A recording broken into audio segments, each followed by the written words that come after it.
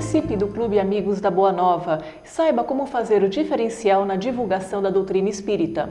Tenha mais informações através do telefone 0800 12 18 38.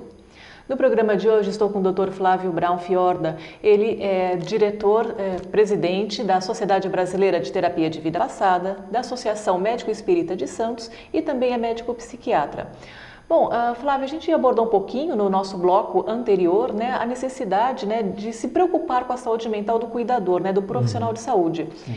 Bom, mas e quando a gente fala do psiquiatra, né, ele está mais sujeito, né, a saber quadros de depressão, de bipolaridade, como que o psiquiatra pode se cuidar, né, nesses casos?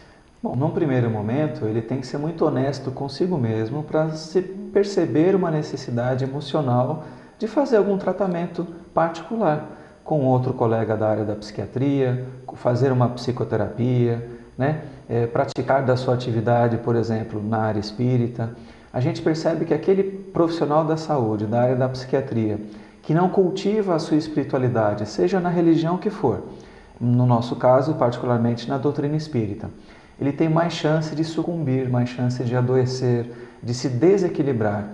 Porque, veja bem, nós tratamos com as dores emocionais das outras pessoas. Então, os pacientes vêm tratar de depressão, vêm tratar de fobias, de estresse na sua família, no seu trabalho, né, de problemas, às vezes, que geram transtornos mentais já na parte da esquizofrenia, transtornos psíquicos que, às vezes, têm a ver com sintomas de mediunidade e de processos obsessivos espirituais.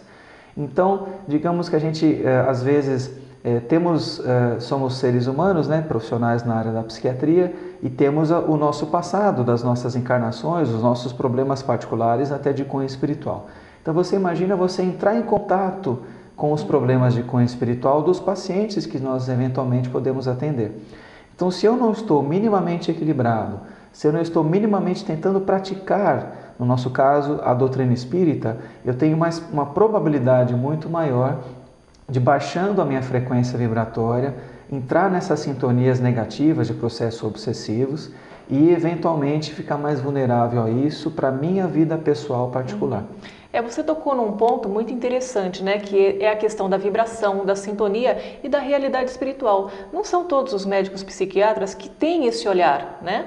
Então, sim, como você pode, né, eu até diria que médicos psiquiatras espíritas são poucos, né? Sim. Como então levar, né, paulatinamente, de uma maneira não agressiva, né, aos médicos psiquiatras que não têm essa realidade, que não acreditam tanto assim nessa realidade espiritual?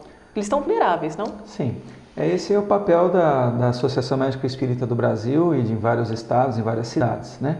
É divulgar esse cunho espiritualista de uma maneira lógica, clara, com evidências científicas da necessidade da pessoa rever sentimentos, rever pensamentos e pensar na possibilidade dessa interatividade do plano espiritual no plano físico e vice-versa.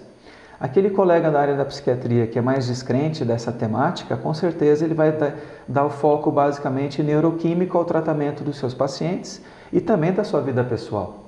Né? Nós somos o reflexo daquilo que fazemos, daquilo que acreditamos.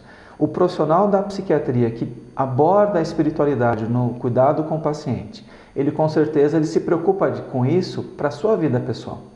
Então ele tem uma probabilidade menor de ser mais atingido, estar menos vulnerável a essas cargas emocionais negativas dos pacientes que ele está atendendo e eventualmente dos seus acompanhantes do lado espiritual. Digamos que às vezes nós cutucamos a onça com vara curta. Né? Nós temos os nossos obsessores. Imagina você falar de espiritualidade, o quanto você pode, de alguma maneira, irritar os obsessores alheios e esses obsessores alheios ficarem com uma certa raivazinha daquele orientador, daquele paciente que eventualmente não está prestando atenção nisso. Então nós percebemos que o psiquiatra que tem essa preocupação, ele está menos vulnerável a essa atuação espiritual negativa. Ele tem que prestar atenção nos seus sentimentos, nos seus pensamentos. Que tipo de pensamento eu estou tendo? É exagerado ou tem lógica? Se for exagerado para mais ou para menos, a interferência espiritual aí está existindo. Se ele não tiver essa percepção, ele fica mais vulnerável. Então, na sua prática, você acredita então que o médico psiquiatra é aquele que está mais vulnerável a uma ação da espiritualidade inferior? A rigor, todos estamos vulneráveis, mas a área da psiquiatria é aquela área que toca nos sentimentos, que toca nas condutas de vida, nos pensamentos que as pessoas estão tendo.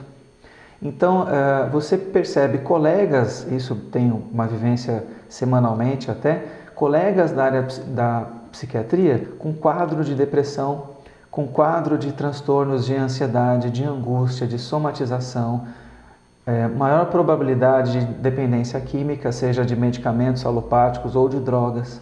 Então, aquele profissional de saúde que não revê os seus valores íntimos, ele pode estar facilitando esses processos obsessivos.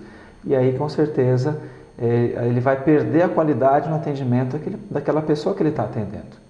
Mas sendo assim, existem casos onde o tratamento alopático, ou seja, a medicação, né, que como muitos chamam de tarja preta, ela não pode ser descartada?